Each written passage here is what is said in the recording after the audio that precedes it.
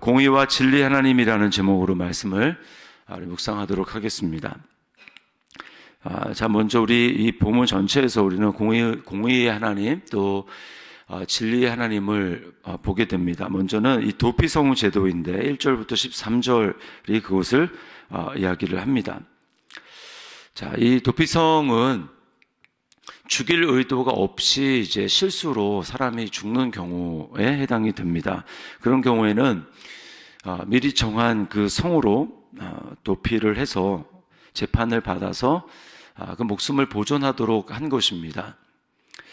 고의가 없다는 것이 밝혀지면 도피성에는 이제 대제사장이 살게 되어 있습니다. 그러면 그 대제사장이 사는 날 동안 그 성에 같이 머물러 있어서 생명을 보존하는 것이고요. 대제사장이 죽으면 그러면 이제 원래 살던 자기 본래의 그 성읍으로 돌아갈 수 있습니다.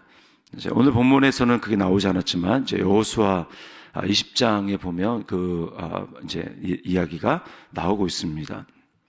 자, 우리는 여기서 이제 하나님의 성품을 보게 됩니다. 그 뭐냐면 복수심에 불타서 그것이 분명히 고의가 아니고 이제 실수로 어쩔 수 없는 것으로 이렇게 일어난 일이지만, 그러나 항상 우리는 어떻습니까? 당한 사람의 입장에서는 이제 억울하게 되는 것이죠. 그래서 그 피를 갚고자 하는 그런 본성이 우리에게 있습니다. 그래서 하나님은 그 피를 피로 보복하고자 하는 그 사람의 생명을 보호하시려는 정의로우신 하나님의 속성을 우리는 여기서 발견하게 됩니다. 이렇게 할 때 그 피의 그 억울한 피가 결국 어떻게 덮이는가라고 하는 것이 아까도 말씀을 드렸지만 여호수아에 나온 것에 따르면 대제사장이 결국은 그것을 갚는 것입니다. 원래는 그 당시에는 살인 사건이 일어났던 그 곳에서 가장 가까운 거리를 재서 가장 가까운 곳에 있는 그 도피성에서 이제 그 소를 가지고 잡아서 그것으로 이제 이 피 흘린 그것을 이제 대속하도록 그렇게 되어 있었습니다. 이것은 우리에게 무엇을 상징해 주냐 하면, 당한 사람 입장에서는 계속해서 억울하지 않습니까? 그 억울한 모든 피를 결국은 대제사장, 우리의 큰 대제사장 되시는 예수 그리스도의 죽음으로 말미암아 결국은 이 모든 것이 대속받고 이제 용서받는 그런 일이 일어나게 되는 것입니다. 로마서 8장 1절과 2절 말씀에 그러므로 이제 그리스도 예수 안에 있는 자에게는 결코 정죄함이 없나니 이는 그리스도 예수 안에 있는 생명의 성령의 법이 죄와 사망의 법에서 너를 해방하였습니다. 이렇게 말씀을 하고 있습니다. 그래서 이 땅에 있는 모든 억울한 것, 그리고 뭐 어떤 그 피가 흘려져서 땅이 더럽혀지거나 이 모든 것이 결국은 한 분 예수 그리스도의 피로 말미암아 다 덮여지게 되는 것입니다. 두 번째는 이 기업의 경계를 옮기지 말 것에 대해서 말씀하고 있습니다. 14절 말씀이죠. 14절에 내게 주어 차지하게 하시는 땅 곧 네 소유가 된 기업의 땅에서 조상이 정한 네 이웃의 경계표를 옮기지 말지니라. 자, 그러니까 땅을 차지하게 되고 기업을 분배받게 될 때 이제 다 이렇게 경계표를 세웁니다. 여기부터 여기까지는 우리 땅이다. 이제 그런 경계표를 세우게 되는데, 경계표를 옮길 일이 이제 왜 있겠습니까?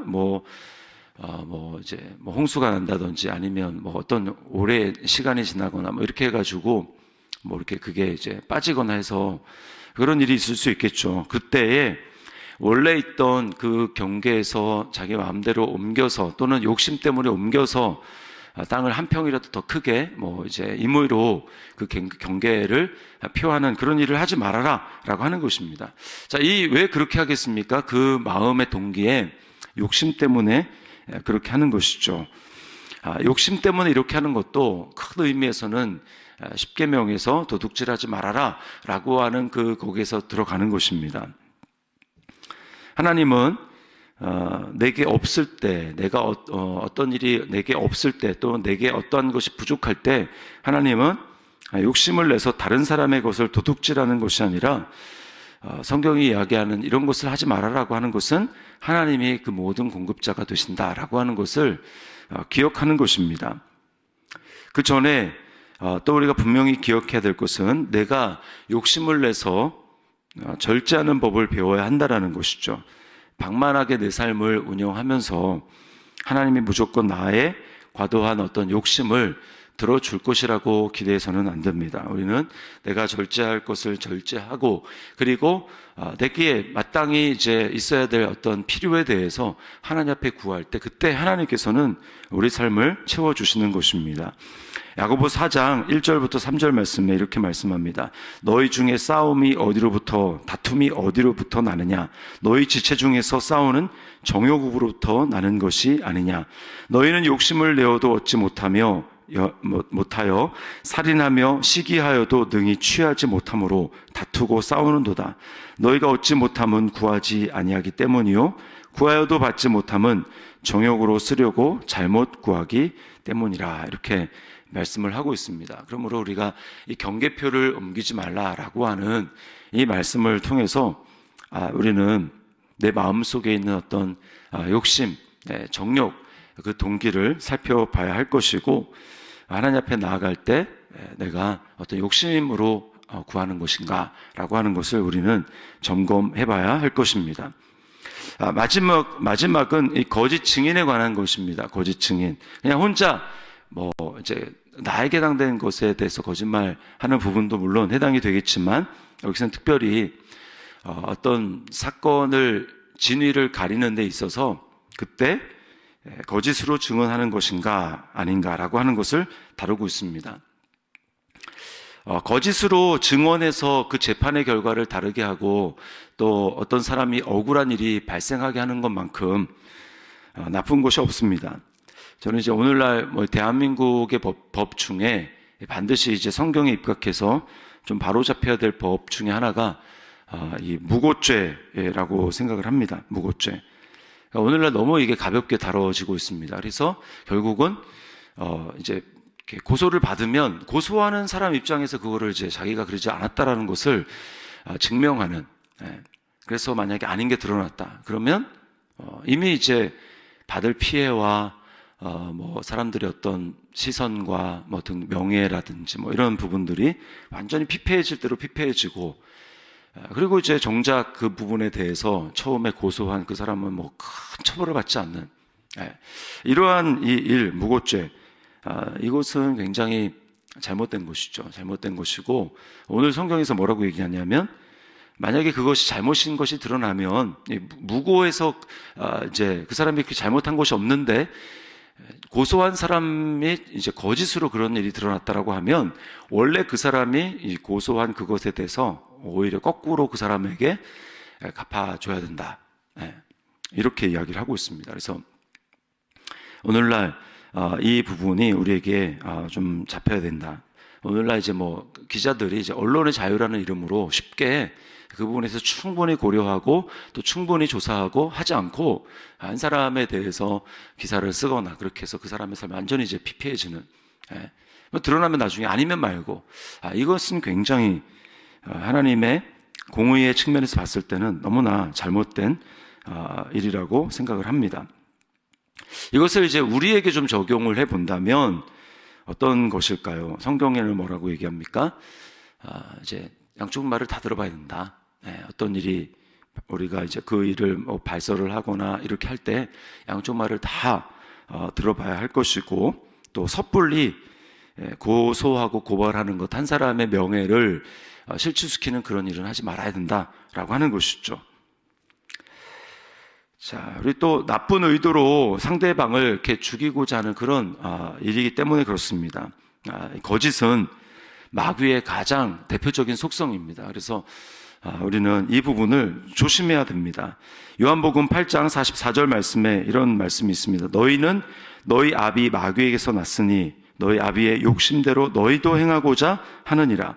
그는 처음부터 살인한 자요 진리가 그 속에 없으므로 진리에 서지 못하고 거짓을 말할 때마다 제 것으로 말하나니 이는 그가 거짓말쟁이요 거짓의 아비가 되었습니다 라고 말씀하고 있습니다. 그래서 우리가 거짓에 관련된 부분에 있어서 우리가 예수를 믿고 예수님은 진리이지 않습니까?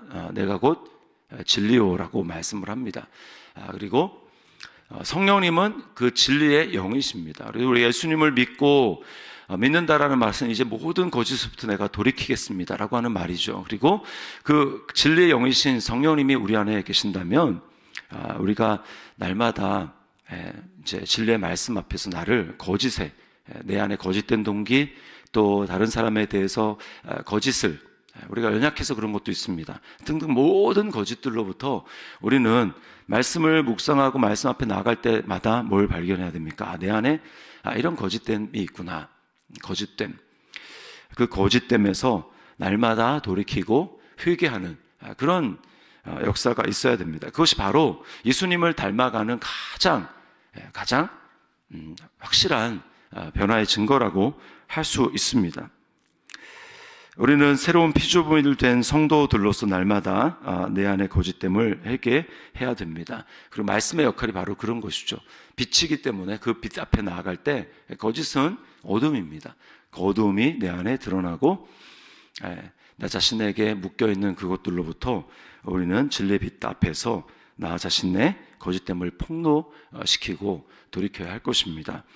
이것이 오늘 진리의 하나님, 공의의 하나님이 우리에게 나도 내가 거룩하니 너희도 거룩하라 라고 하신 말씀대로 우리가 돌이켜야 될 것입니다. 섣불리 피를 흘리려고 하는 그 거짓으로부터, 다음에 또 마음속에 있는 욕심, 정욕으로부터, 그리고 또 거짓으로부터 우리는 돌이켜서 오늘 한 날 또 우리의 삶의 평생이 하나님을 닮아가는, 공의와 진리의 하나님을 닮아가는 그런 삶이 될 수 있기를 주님의 이름으로 축원합니다.